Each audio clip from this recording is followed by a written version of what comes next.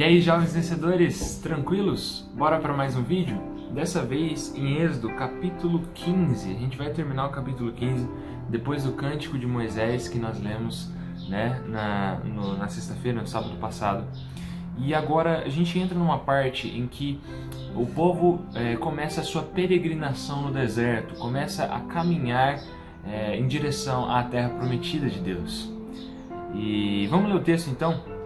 Êxodo 15, a partir do verso 22, diz assim: Moisés fez o povo de Israel partir do Mar Vermelho, e eles foram para o deserto de Sur.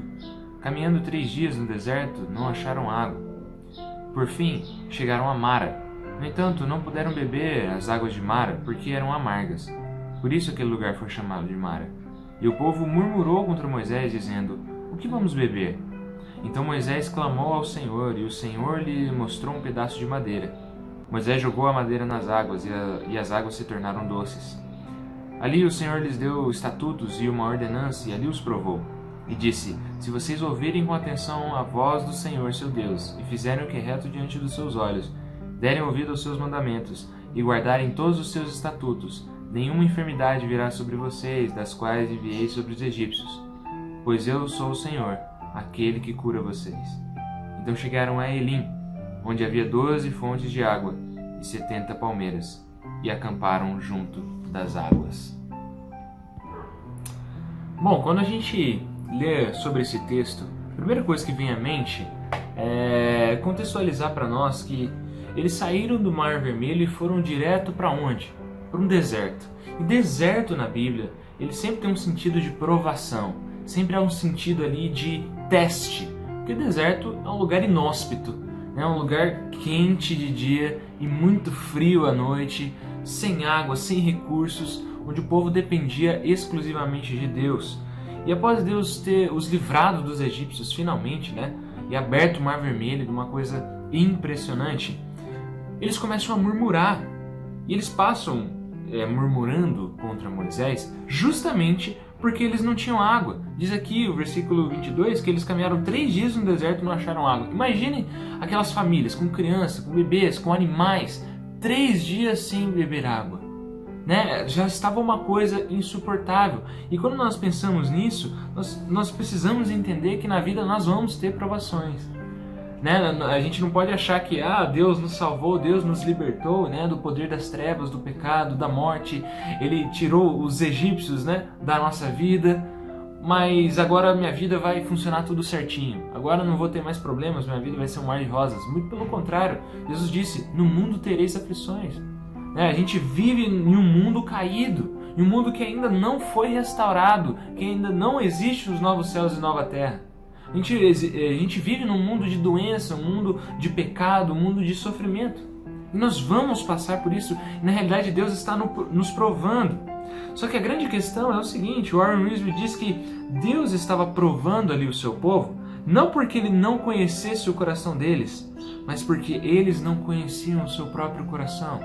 Aqui tem um contraste muito importante. Se você perceber no texto, os versículos 24 e 25, primeiro diz que o povo murmurou contra Moisés. Então Moisés clamou ao Senhor. Em primeiro lugar, nós precisamos entender que a atitude correta diante das provações não é murmurar contra as pessoas, mas é clamar contra a pessoa. Contra não, aliás, a pessoa, né? Nós precisamos entender que aqui havia uma postura equivocada do povo contra Moisés, o seu líder, e havia uma postura adequada de Moisés para com o Senhor. Na nossa aprovação, nós precisamos entender que nós precisamos clamar ao Senhor ao invés de murmurar contra o próximo. Nós precisamos colocar as nossas vidas em dependência de Deus ao invés de reclamar para outros. Nós precisamos entender isso. Muitas vezes nós murmuramos, nós reclamamos, ao invés de clamar a Deus pedindo socorro daquele que é a cura. Aqui havia um dado muito interessante, que eles chegaram a um lugar chamado Mara, e eles deram o nome daquele lugar de Mara, porque as águas ali, onde eles acharam, né, eram amargas, eram águas que não davam para beber, tinha alguma substância ali que não permitia, né, que fosse bebida aquela água. Então, eles começaram a perguntar para Moisés: o que nós vamos beber? Eles estavam desesperados ali. E Moisés, como eu acabei de dizer, ele clama ao Senhor, e o Senhor mostra para ele um pedaço de madeira. Bom, né? Do nada, um pedaço de madeira, como assim? Né? Um pedaço de árvore ele cortado?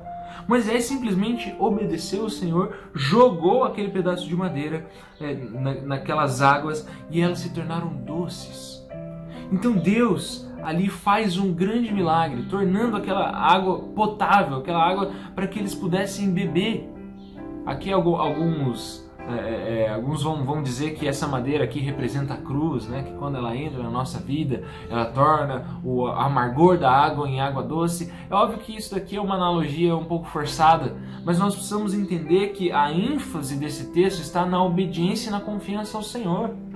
E Deus vai dizer isso muito claramente com os seus estatutos. Ele vai começar a dizer, olha, ele vai dar um prenúncio do que ele faria mais para frente, entregando a sua lei no Monte Sinai, mas ele vai dizer, olha, se vocês me ouvirem com atenção, se vocês me obedecerem, fazer o que é reto diante dos meus olhos, eu curarei vocês.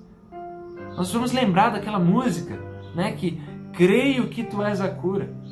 A palavra cura vem do hebraico, rafá, e quando Deus diz, eu sou o Senhor, aquele que cura vocês, Ele está dizendo Jeová Rafá, aquele que cura, aquele que é a cura. Ele é o remédio, Ele é a solução, Ele é aquele que sara as nossas vidas. Ou seja, eles precisavam decidir, murmurar, precisavam decidir, olhar para as coisas terrenas, olhar para a solução que parece ser impossível, ou olhar para o Deus que cura, para a solução real, possível em Deus.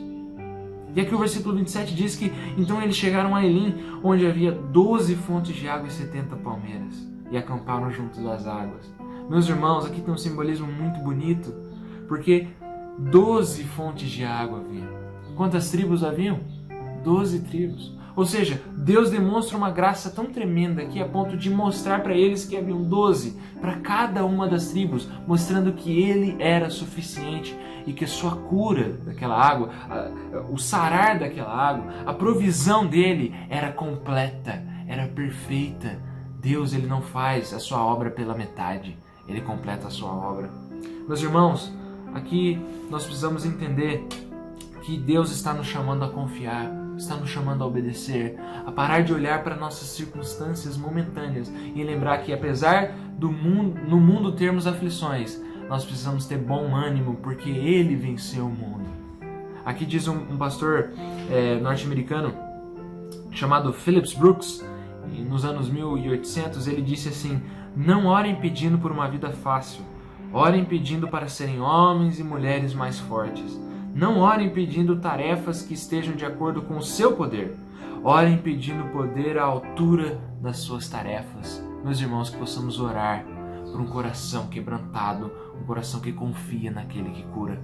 Deus nos abençoe. Falou.